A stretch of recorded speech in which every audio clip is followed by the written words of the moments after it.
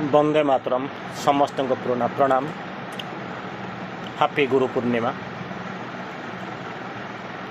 चैत्य पूर्णता भाग 64 साइकिल परफेक्शन एपिसोड नंबर 64 आमे आज आलोचना करने को जाऊँ सर्वदा खुशी रहिबा एक चैत्य भाव। सर्वदा खुशी रहिबा एक चैत्य भाव अंततः मुख्यतः आज आम जहाँ आलोचना करवा चैत्य जाग्रत है बोली आम केमी जाना। चैत्य जाग्रत है कौ सब दिव्य गुण प्रकाश पाए या जाना कारण कंटिन्यूअसली आम आलोचना कर आसुचंती। आज हूँ 64th एपिसोड। बेले बेले आपण भितर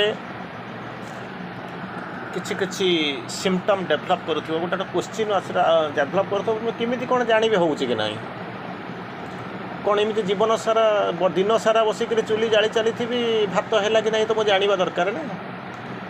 तेणु कौटी केमी हम केमी कौन जानवी से हम यही जो प्रश्न आसो कारण 64 सप्ताह हो गला। तेणु निश्चित भाव में आपण मान भितर से एंजाइटी आसूब ताको किछि किछि जानवा उचित कारण एक विभिन्न प्रकार सिम्पटम देकी जाइछंती। Cosmic consciousness, universal consciousness. जो चैत्यर पूर्णता विषय आम आलोचना करूँ विभिन्न स्तर को जाकर आम आलोचना करूँ कंटिन्यूअसली ये 4-5टा भितर आम देखी ये गोटे अंततः 5-7टी आलोचना भितर आम देखी सारे साइकिक रियलाइजेशन, साइकिक डिस्कवरी ये सब अनेक जिनस आम मूल्यवान जिनस सब देखी सारे। तेणु से ही एक आउ गोटे इम्पोर्टाट जिनस भितर को आम जावा जोटा कि हूँ जे केमी आम जाना चैत्य पुरुष जाग्रत हेले कौन कौन दिव्य गुण प्रकाश पाए जहाद्वारा मुझे जानवी कारण मु तो कर चली नत कर तो आप रही न था आज पर्यंत 64 अध्याय मैंने हाराहारी गोटे वर्ष सरला आउ गोटे क्वार्टर पूरा चलवा बसला। तेणु मुझे जानवा दरकार आ भर किसी हो ना ना सबुदिन स्कूल को आसूँ बैग पत्र धरिक जामिका निश्चित भाव में आपंक भर आसो से एक संक्षिप्त आलोचना करवा केमती कौन कौन कौन दिव्य गुण प्रकाश पाँच आम देखा गोटे छोटिया कथा कौच आलोचना करने जाऊँ। आपण सन्थ हुसैन को ना शुणी जड़े सुफी सन्थ से तो किसी कौटी ना घर द्वार संसार कौन से किसी न थाए बुलती भिक्षा करी चलती साधु सन्थ भली कौटी खाइला मिले मिले ना ना कौटी शोई पड़े एम सब चले। दिने से एमती गोटे एमती एक राज्य भितर देकर जाऊँगी से शुणिले मासर एक निर्दिष्ट दिन अच्छी गोटे मासर गोटे निर्दिष्ट दिन अच्छी से दिन राजा जहाँ को बगीचारे प्रथम थर भेटती से जो पथिक जहाँ मागे ताकू से दे दियंती। आउ थे कहूँ हुसैन बुलुचंती एमती एक राज्य रे से शुणा पाइले जे यही देशर राजा मासर एक निर्दिष्ट दिन रे सकाळे प्रथमे तांको बगीचारे जहाँ को देखती से जी जहाँ को देखती से जहाँ मागे ये पूरण कर दियंती। से दिन को मिलाई करी हुसैन देखिले आसंता काली हूँ से दिनटा ये तो सहजे बुलुचंती। तेणु से कौन कले अपेक्षा करें सकालू सकालू राजा तक बगीचारे बुलुचंती ये जाइए देखा कले प्रथम दर्शन देखा गले नियम अनुसार राजा जो वर्ष सारा जहाँ चिंता कर जो नियम अनुसार प्रथम जहाँ को भेटे से जहाँ मांगे ये देदेवे। तेणु राजा जाकर नमनीय होकर नई गले पचारे हे पथिक हे सन्थ आप जहाँ मागुचे मुझे ताहा दवाई राजी अच्छी जदि आप जहाँ मागिबार अच्छे आज मागिपारती फ्रीली मागिपारती मुझे दवाई बाध्य। यही समय हुसैन कहले आपको गोटे परीक्षा कर रही तो अपेक्षा करने कारण ये तो होती बैरागी सन्थ सन्यासी ताकर ये हम भी कौन कह देखा राजा प्रकृत में जहाँ कौन कौन जहाँ कहते से रखुंट कि ना। सन्थ हुसैन पचारुचंदी मुझे जहाँ मागिबी तुम देदेव ना हाँ त्रिवार सत्य देदेवी जहाँ मागती एपर्तंत जी जहाँ मागी मुझे देदेवी तेणु तुम जहाँ मागे मुझे देदेवी तुम दे सारा कहीदे सारा तुम फाँकीदेव ना ना निश्चित भाव में मुझे देवी तेना कौन मागुच माग गोटे जिनस मागुच तुम राज्यटा मत देदेव आ सागे सागे छाड़ी देकी चलीज जमी कैकी माने कैकेयी जमी दशरथ को वर मागिले सांगे सांगे मो पुओ तुम पुओ राम वनवास जी मो पुओ भरत राजा हम आ सांगे सांगे हम कारण तो समय ना राति पाइले रामचंद्र राजा हे ठीक सेमती कहले मु जहाँ मागे भी तुम दब ना निश्चित भाव में देवी सांगे सांगे दब आउ दे सारा पर तुम जहाँ अच्छी धरिक सागे सागे राज्य तड़ीपार हो कहला हाँ मुझे राजी यही कथा जमी से कहते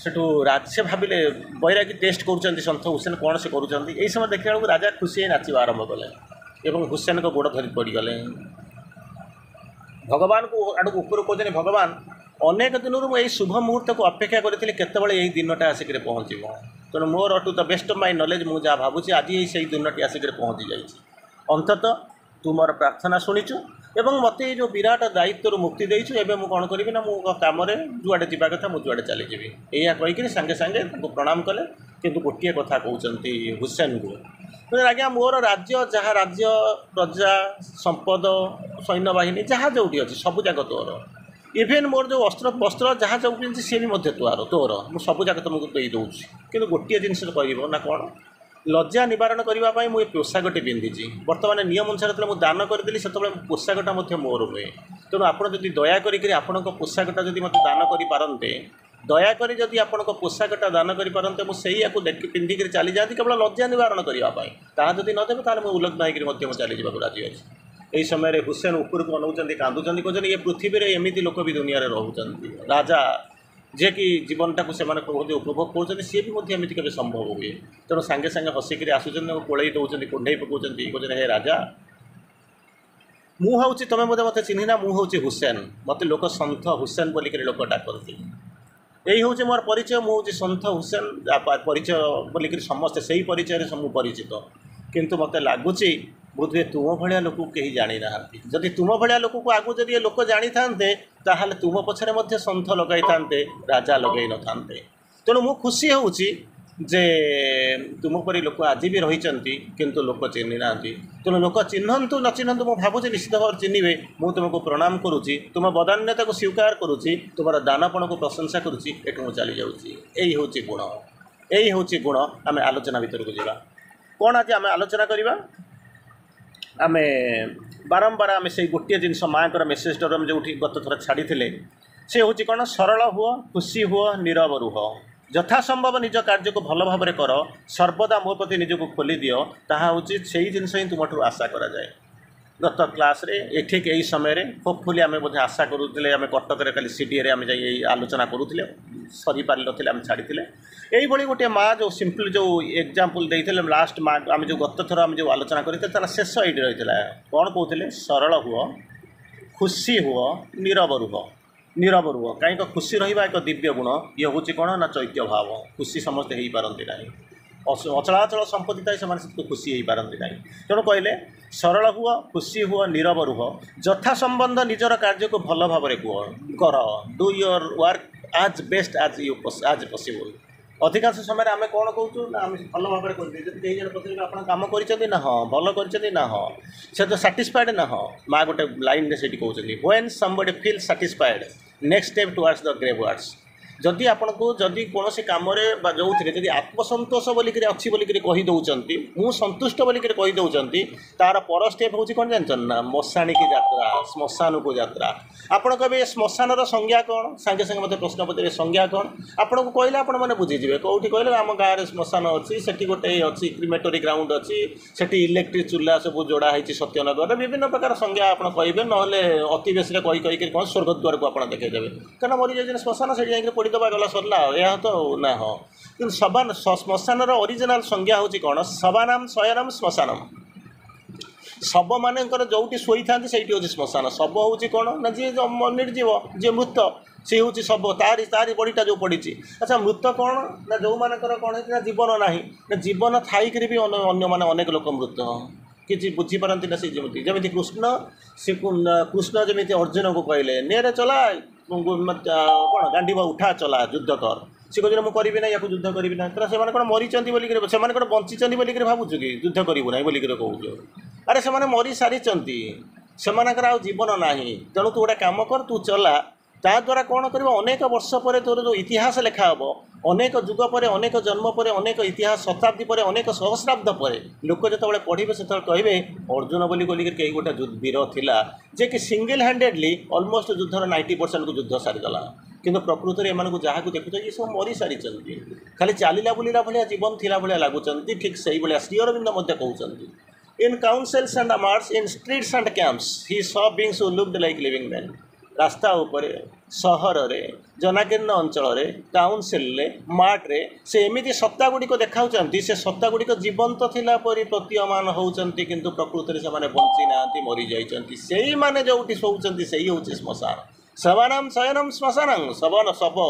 ତେଣୁ ଆମେ ଯାହାକୁ ଜୀବନ୍ତ ବୋଲି କହୁଛୁ ସେ ପ୍ରକୃତରେ ଯଦି ସେଇ ଦିବ୍ୟ ଚେତନା, ଦିବ୍ୟ ଗୁଣ ନଥିବ, ଯଦି ସେ ତାକୁ ୱିଡ୍ର କରି ନେଇଯାଇଥିବେ ତାହେଲେ ଚାଲୁଥିବେ ବୁଲୁଥିବେ ସିନା, କିନ୍ତୁ କେବେ ସେମାନେ ଜୀବନ୍ତ ନୁହନ୍ତି, ଚାଲିଲା ବୁଲିଲା ଭଳିଆ, ଜୀବନ ଥିଲା ଭଳିଆ ପ୍ରତୀୟମାନ ହେଉଛନ୍ତି। ସେଇମାନେ ଯେଉଁଠି ଶୋଇଥାନ୍ତି ସେଇଆକୁ କହନ୍ତି ଶ୍ମଶାନ। ତେଣୁ ଆପଣ ଚିନ୍ତା କରି ଦେଖନ୍ତୁ, ଏଠି କହୁଛନ୍ତି କ'ଣ, ଯେତେବେଳେ ତୁମେ ଇଫ୍ ସମବଡି ଫିଲ୍ ସାଟିସ୍ଫାଏଡ୍ ମାନେ ବୁଝୁଛନ୍ତି ତ, ଏ କାମ କଲୁ ନା ହଁ ସନ୍ତୁଷ୍ଟ, ନା ହଁ ସନ୍ତୁଷ୍ଟ, ଓଭର ସାଟିସ୍ଫାଏଡ୍, ତାର ପରବର୍ତ୍ତୀ ଅବସ୍ଥାରେ ଆପଣଙ୍କର ଆଉ ପ୍ରଗତି ମାନେ କ'ଣ ହେଉଛି, ପ୍ରୋଗ୍ରେସ୍ ନାହିଁ ବରଂ ଡିଗ୍ରେସନ୍ ଅଛି। ନେକ୍ସଟ ଷ୍ଟେପ୍ ଟୁୱାର୍ଡସ୍ ଦ ଗ୍ରେଭ୍ ୱାର୍ଡସ୍, ମଶାଣୀକୁ ଯାତ୍ରା କରନ୍ତି। ଠିକ୍ ଏଇଭଳିଆ କହୁଛନ୍ତି, ଯଥା ସମ୍ଭବ ତୁମ କାର୍ଯ୍ୟକୁ ଭଲ ଭାବରେ କର, ସର୍ବଦା ମୋ ପ୍ରତି ମୋ ଆଡ଼କୁ ନିଜକୁ ଖୋଲି ଧର। କାହିଁକି ମୋ ଆଡ଼କୁ ଖୋଲି ଧରିବ? ଯଦି ନ ଖୋଲିବ ତାହେଲେ ସୂର୍ଯ୍ୟଙ୍କ ଆଡ଼କୁ ଯଦି ନ ଖୋଲିବ ତାହେଲେ କ'ଣ ହେବ ନା ଅନ୍ଧାର ଭିତରେ ତୁମର ଜୀବନ କଟିଯିବ। ସତ୍ୟ ଆଡ଼କୁ ଯଦି ନ ଖୋଲିବ ତାହେଲେ ମିଥ୍ୟାରେ ତୁମର ଜୀବନ ଚାଲିଯିବ। ଅତିଚେତନା ଆଡ଼କୁ ଯଦି ନ ଖୋଲିବ ନିଶ୍ଚେତନା ଭିତରେ ପଡ଼ି ରହିବ। ଅମରତ୍ୱ ଆଡ଼କୁ ଯଦି ନ ଖୋଲିବ ତାହେଲେ ମୃତ୍ୟୁ ଭିତରେ ପଡ଼ିକି ରହିଯିବ। ତେଣୁ କ'ଣ କର ନା ଖୋଲିଦିଅ। କାହା ପାଖକୁ ନା ସତ୍ୟ ଆଡ଼କୁ ଖୋଲିବି, ମିଥ୍ୟା ଆଡ଼କୁ ନୁହଁ। ଆଲୁଅ ଆଡ଼କୁ ଖୋଲିବି, ଅନ୍ଧାର ଆଡ଼କୁ ନୁହେଁ। ଅତିଚେତନା ଆଡ଼କୁ ଖୋଲିବି, ନିଶ୍ଚେତନା ଆଡ଼କୁ ନୁହେଁ। ଅମରତ୍ୱ ଆଡ଼କୁ ଖୋଲିବି, ମୃତ୍ୟୁ ଆଡ଼କୁ ନୁହେଁ। ଆରେ କେତେ ଜଣଙ୍କ ପାଖକୁ ମୁଁ ଖୋଲିବି ନା ତୁ ଏତେ ଜିନିଷ ଖୋଲିବା ଅପେକ୍ଷା ଜଣଙ୍କ ପାଖକୁ ଖୋଲି ଦେଉନୁ ନା। କିଏ ସେ ଲୋକ ଯେମିତି କହିଲେ ନା ବାହାଘର ହେବ ନା କ'ଣ, ହଁ ହେବ। ଶାଢ଼ୀ ପାଇଁ ଗୋଟେ ଦୋକାନ ଯାଉଛୁ, ପରିବା ପାଇଁ ଗୋଟେ ଜାଗାକୁ ହାଟକୁ ଯାଉଛୁ, ଗ୍ରୋସରୀ କିଣିବା ପାଇଁ ଗୋଟେ ଜାଗାକୁ ଯାଉଛୁ, କ'ଣ ପାଇଁ କେତେ ଜାଗା ଯାଉଛୁ ନା। ହଁ ଏକାଥରେ ଗୋଟେ ବିଗ୍ ବଜାରକୁ ଚାଲି ଯାଉନା, of course it is closed now, ବନ୍ଦ ହେଇଗଲାଣି।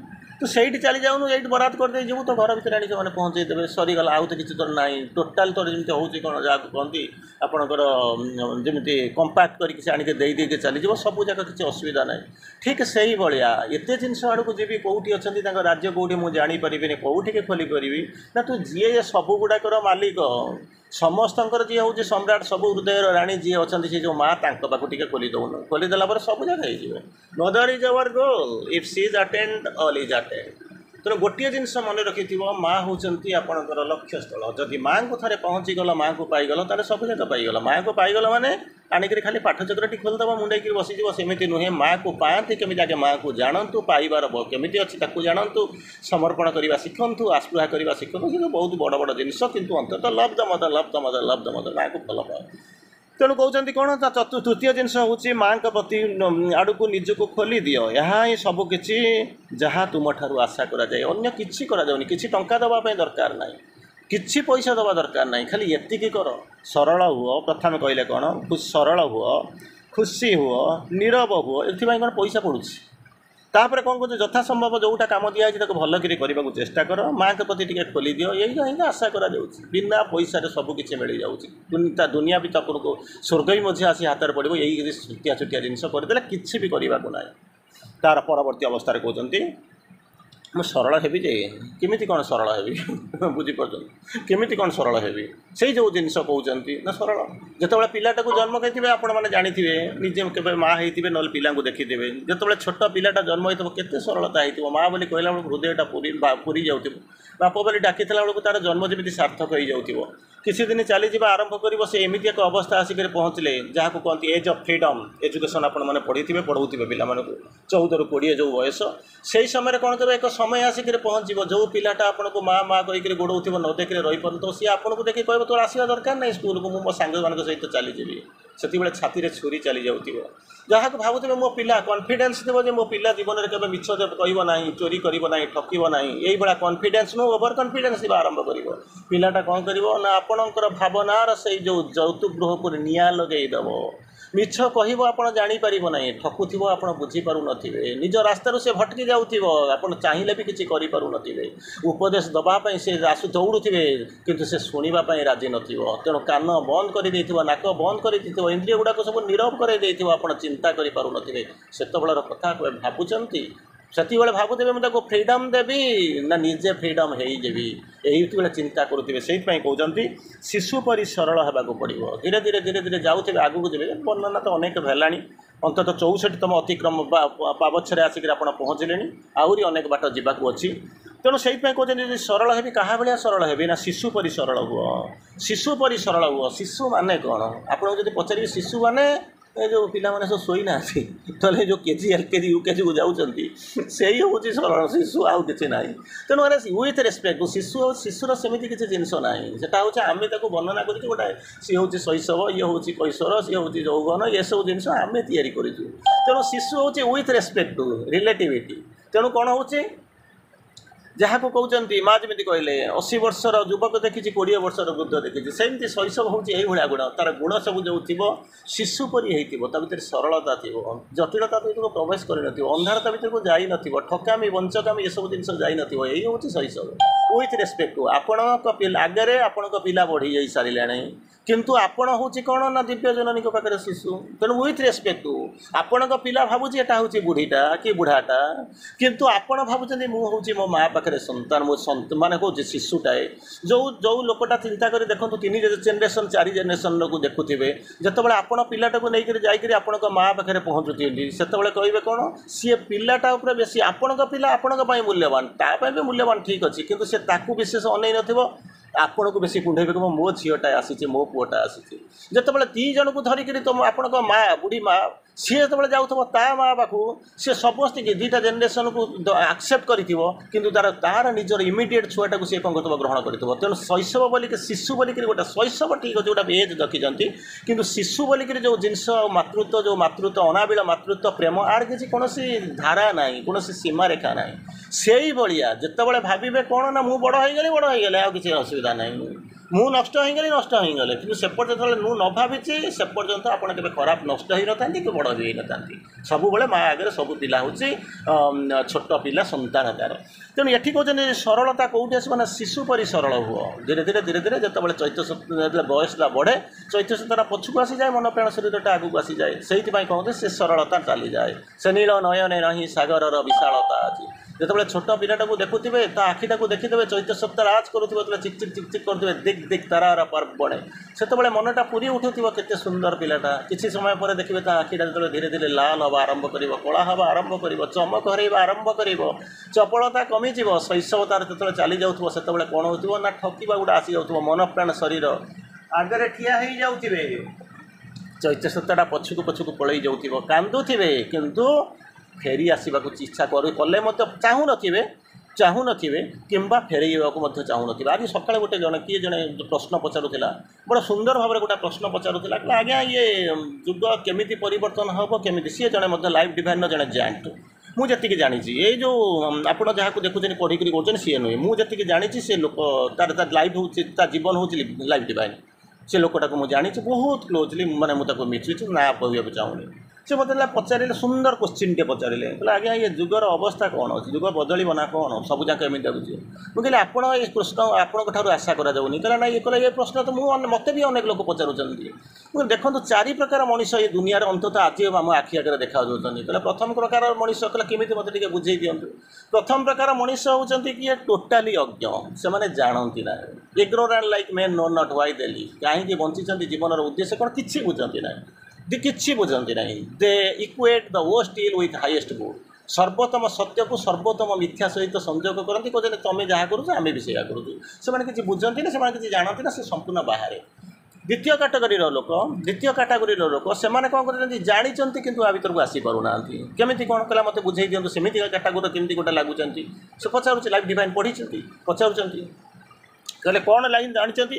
ମୁଁ କହିଲି ଆଜି ଗୋଟେ କାମ କରନ୍ତୁ, ଗୋଟେ ପଣ୍ଡିଚେରୀରେ ଥିବା ଭିଡ଼ିଓ, ଗୋଟେ କୌଣସି ଲୋକ ଥିବ, ତାକୁ ଗୋଟେ ଭିଡ଼ିଓ କଲ୍ କରିକି ଦେଖନ୍ତୁ।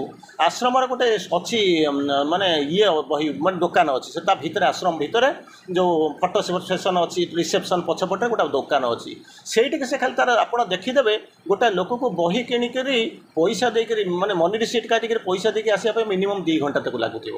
ଆଚ୍ଛା, ସେ ବହି ଗୁଡ଼ାକୁ ଯିଏ କିଣିକରି ନେଇକରି ଯାଉଛି, ଏତେ ଭିଡ଼ ଆପଣ କଳ୍ପନା କରିପାରିବେନି। ସେ ବହି ଗୁଡ଼ାକୁ ଯିଏ ନେଇକରି ଯାଉଛି, ପଚାରୁଛନ୍ତି सी आपको डिपोटी नुह आसी बुलापी सब जाक डिपार्टमेंट बंद तेणु से कौन कर किसी बही किणिक नहीं जाऊँ से बही गुड़ा नहीं कौन कर छतुरे कर ना फपाड़ दौर डस्टबिन में पकाउन ना सजाड़ी फपाड़ दौर द्वितीय कैटागोरी लोक से आपंठ बहुत उन्नत धरणर से पढ़ी किंतु पाखे स्कोप ना कि भर आशा ना से कौन कर भर को प्रवेश करना आसीपार कारण पाखे सेमती गाइडान्स ना कि पढ़ुं तृतीय कैटागोरी लोक मे भी आम भर हो पारू या मे भी आम भर हो पारू कौन करूँ ना पढ़ुचु बुझुचु उठे काथी धरवा चेष्टा करुचु किंतु कौन हो आम भी निजे कन्फिडेंट नुह आम जीवु कि ना स्कोप अच्छी भर टे बुलूचु पेंडुलम भाया दीपादे आगू जाऊँ दीपादे पछक आसुचु कारण आम गोटा जानी नहीं कहाँ किए कमती बुझी किए जानूँ मुझे रिसर्च कर किए पढ़ू भाषण देवाई पड़े कौन करी किंतु जीवन में जो थियोरिटिकल आस्पेक्टा रही जाऊँगी प्राक्टिकल आड़ को किसी मैंने बुझुंट द्वितीय कैटागोरी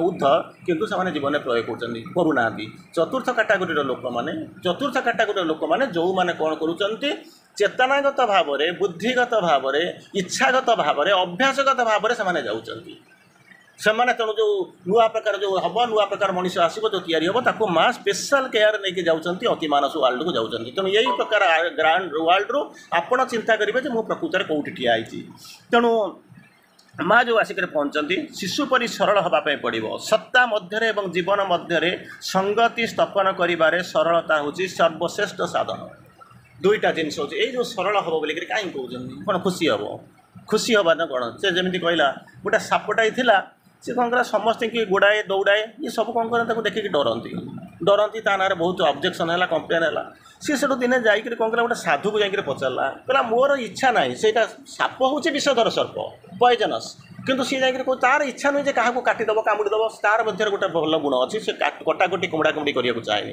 किंतु सी कौन करे सी भी चाहूँगी आपड़ जो बसिक ध्यान कर सी से बस कि सी जाकर पहुँचला बेलू आसला साप आसला ये से गोड़ा टेका मार ढेला कर घोड़े दिए ये साप कहे मोर तुम भी जमी इंटेंशन अच्छी भगवान को डाकिया मोर भी इंटेंशन अच्छी भगवान डाकिया तुम्हें जमी जाऊँ मंदिर को मुझे सेमती जाऊँ मंदिर को तुम्हें जमी जाऊँ नीरव होकर राखी बसिक रोच मुझे सेमती बोलूँ कि मुझे तो तुमको डरुनी डरऊ ना तुम्हें मत कहीं डरऊ विदा कर तेणु साधु को जाकर पहुँचले कहला अरे एमती हो साधु ताको कहले तो गोटा काम कर तोर जो गुण गुड़े अच्छी कौन हवा सह सह हवा या देखिए से डरुँच तू से कौन करू ना तू से सब कौन कर नीरव हवा चेष्टा कर क्या बेसी किसी ये करूनी कौन करू ते देखिए से मतलब भल पाइबे या कहीकि साधु तक चलीगले तेणु सापटा तार गुणधर्म बदलईदेला तार जमी है किए कौन कहला से कोई शुणिला या शुणी सारापर लोकंर धारणा अच्छी ये हूँ आम शत्रु जो लोक मैंने जाऊँच गोटे धारणा बद्धमूल धारणा अच्छी ये हूँ आम शत्रु तेणु जो देखिले से गोड़ा गोड़ी करता कौन कला जहाँ डरुले जो देखिए सापटा कौन कर नीरव शोची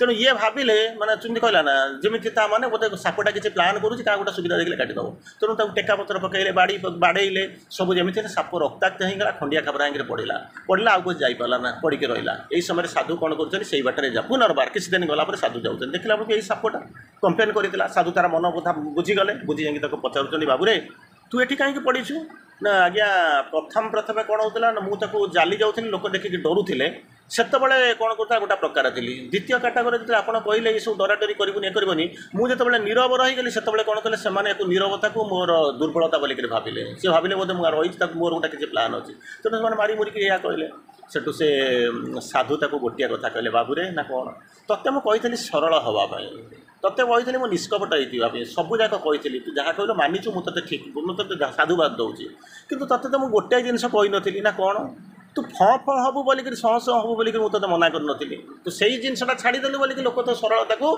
कौन कले जटिलता भाविले तोर जो जो आडभांटेज को से डिसएडभांटेज बुझे जहाँ हो अंत तोर बदली जबार समय आसिक पहुँची मुझे जानी सारे तोर बदल जाऊँगी तू जो खंडिया खाबरा हो रक्ताक्त होकर पड़ीचु मुझे ते आशीर्वाद करुच्ची ते छुई दूँ तू ए तोर अवस्था को आसीजु कारण दुनिया मनीष गुड़ाकर धर्म होने मनीष भली अभिमान करुँच भितर साप भली गरल अच्छी किंतु तू हूँ साप तोर गरलटा बदली जाकर अमृत परिणत हाँपाई जाऊँगी तेणु मुझे आशीर्वाद करुँच छुई दूँ तू पुणी नुआ जीवन आरंभ कर तेणु यही हूँ जीवन शुणु कौन मो पाखे अच्छी कौन ता पाखे से कथा ना बदलवा चेष्टा करूँ बदलवार मान ही हूँ जीवन तेणु ये कहीजाए यही जो सरल हाँपाई कहूँ तार पछरे रहस्य हूँ कौन ना ता पछरे हूँ सत्ता मध्य जीवन मध्य गोटे आउटसाइड गोटे इनसाइड सत्ता मध्य ता भितर भीतर साइड रे आउ जीवन मध्य ଜୀବନରେ ଆପଣ ଯେଉଁ ଜୀବନକୁ ନେଉଛନ୍ତି ତାରି ଭିତରେ କ'ଣ କରିବ ନା ସଂଗତି ହାରମୋନି ପ୍ରତିଷ୍ଠା କରିବା ହେଉଛି ସରଳତାର ସର୍ବଶ୍ରେଷ୍ଠ ସାଧନ।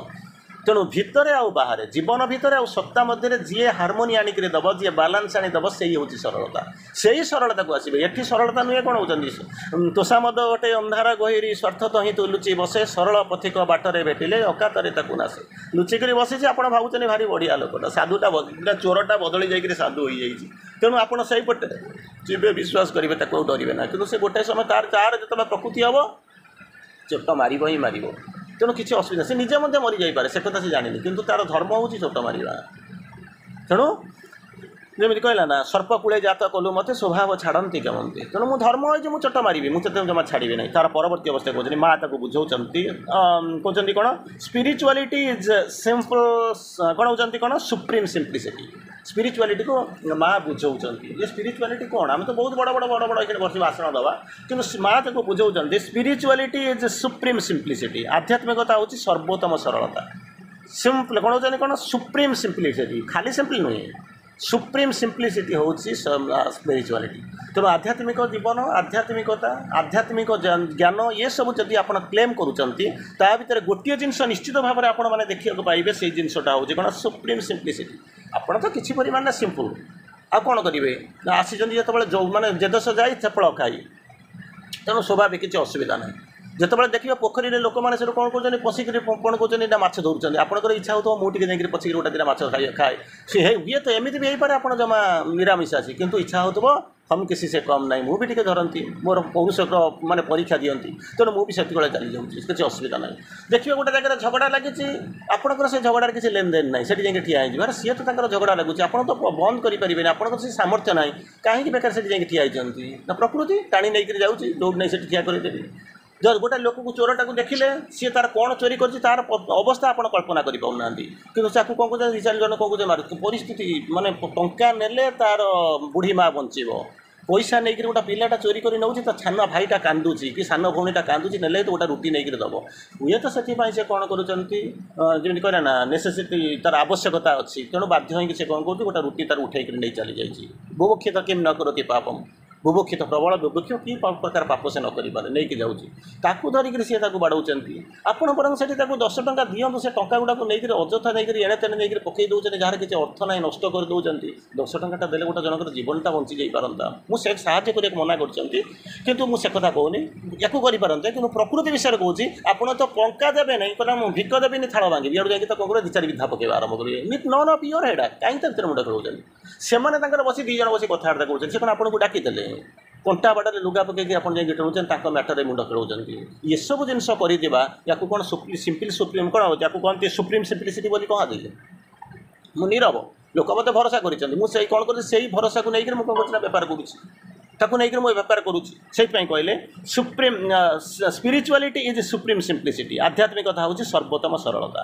ତେଣୁ ମୁଁ ଯେଉଁ କଥା ଯେଉଁ କହିଥିଲି ଯେଉଁ ଜିନିଷ କହୁଥିଲି କେମିତି କ'ଣ ମୁଁ ଜାଣିବି ଚୈତ୍ୟ ପୁରୁଷ ଜାଗ୍ରତ ହେଲେ କ'ଣ କ'ଣ ଗୁଣ ସବୁ ମୋ ଭିତରେ ଡେଭଲପ୍ କରିବ କେମିତି କ'ଣ ଜାଣିବି ମୁଁ ସିମ୍ପଲ୍ ଆପଣ କହୁଛନ୍ତି ସିମ୍ପ୍ଲିସିଟି ହେଉଛି ଏଇଭଳିଆ ଅବସ୍ଥା ମୋତେ ଏହାକୁ କହିବା ଆରମ୍ଭ କରୁଛନ୍ତି ତାପରେ କହୁଛନ୍ତି କ'ଣ ଶିଶୁ ପରି ସରଳ ହେବାକୁ ପଡ଼ିବ ସରଳ ମୁଁ କିଛି ଜାଣିପାରୁନି ଦିନେ ଦିନେ ବଢ଼ିକରିନି ମୁଁ ସରଳ ହୋଇପାରୁନି ହେଉଛି ଏମିତିକା ଅବସ୍ଥା ଆସୁଛି ତେଣୁ ମୁଁ ସେଟା କ'ଣ କରିବି ତାକୁ କହୁଛନ୍ତି ଯଦି ପ୍ରକୃତରେ ସ୍ପିରିଚୁଆଲ୍ ଲାଇଫ୍ ମେଣ୍ଟେନ୍ କରିବାକୁ ଇଚ୍ଛା କରୁଛ ତେଣୁ ମେନ୍ ଜିନିଷ ହେଉଛି ତା ପୂର୍ବରୁ ହେଉଛି କ'ଣ ନା ଚୈତ୍ୟ ଗୁଣ ପ୍ରକାଶ ପାଇଯାଉଛି ତେଣୁ ସେଠି ଯାଇପାରିବନି ସେ ଗୁଣ ତ ନାହିଁ ଆପଣ କ୍ୱାଲିଫାଇ କରିବେ କେବେ କ'ଣ କ୍ୱାଲିଫାଇ ଆପଣ 5 ଫୁଟ 6 ଫୁଟ ଉଚ୍ଚା ହେଇଛନ୍ତି ବୋଲିକିରି ଯାଇକରି କ'ଣ ମାନେ ଇଏ କରିବା କି IAS ପାଇଯିବେ କି ନା ଗ୍ରାଜୁଏସନ୍ ପାଇଛନ୍ତି ବୋଲିକିରି ତାମାନେ ଧରି ନେବେ ଯେ ମୁଁ IAS ମାନେ ହେଇକରି ବ୍ୟାଙ୍କ ପିଓ ପାଇଗଲି ପରୀକ୍ଷା ଦେବେ ଆପ୍ଲାଏ କରିବେ ପରୀକ୍ଷା ଦେବେ କ୍ୱାଲିଫାଏ କରିବେ ତାପରେ ସେଠିକି ଯାଇକରି ପହଞ୍ଚିବେ ଆପଣ କହିବେ ନା ସିଏ ମୋରି ଭଳିଆ ମୁଁ ଚାଲେ ହେବ କାହିଁକି କୃଷ୍ଣ ତ ମୋରି ଭଳିଆ ଜଣେ ମଣିଷ ତାର ବି ମଧ୍ୟ ମା ବାପ ଥିଲେ ତେଣୁ ମୋର ମା ବାପ ଅଛନ୍ତି ମୁଁ ବି ମଣିଷ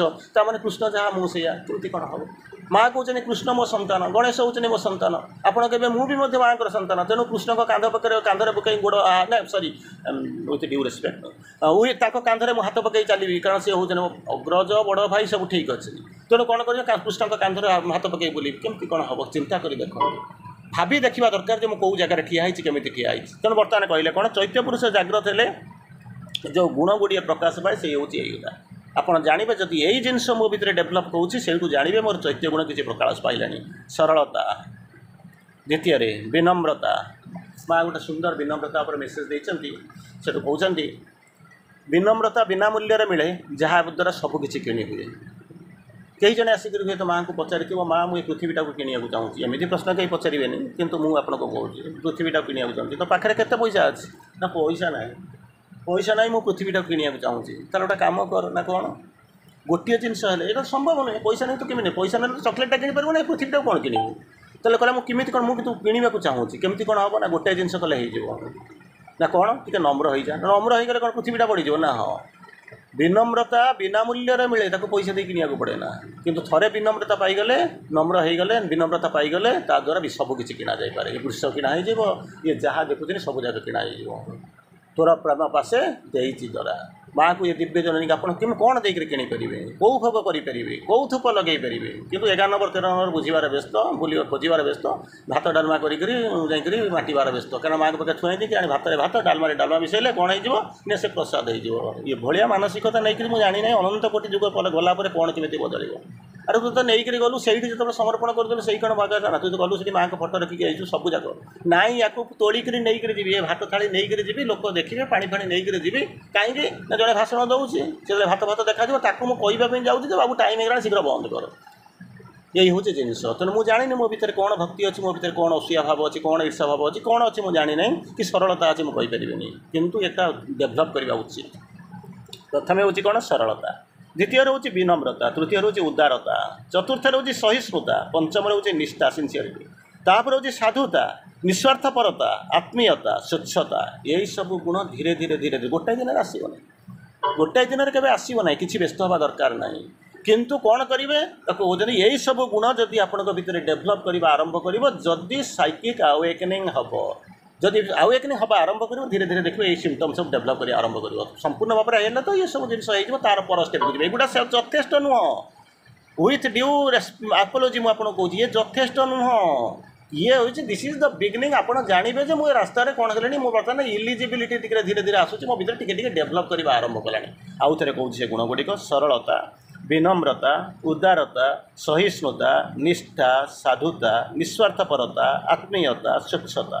ଏଇଭଳି ଦିବ୍ୟ ଗୁଣଗୁଡ଼ିକ ବ୍ୟକ୍ତିର ପ୍ରକୃତିରେ ଦେଖା ହେବା ଆରମ୍ଭ କରିବ। ପୁନର୍ବାର ସେ କ'ଣ କରିବ?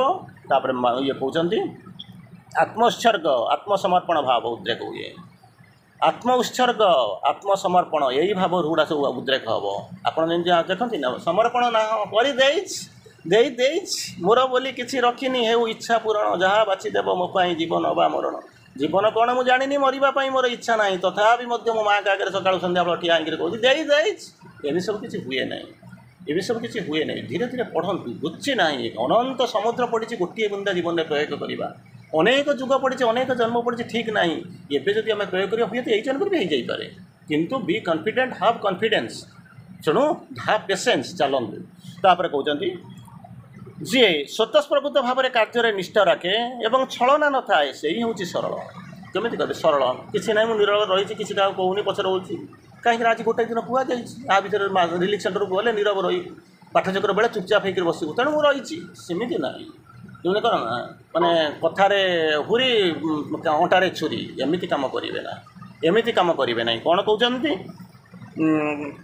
ସ୍ୱତଃସ୍ଫୂର୍ତ୍ତ ଭାବରେ କାର୍ଯ୍ୟରେ ନିଷ୍ଠା ରଖୁଥିବ, କୌଣସି ଛଳନା ନଥାଏ, ସେଇ ହେଉଛି ସରଳ।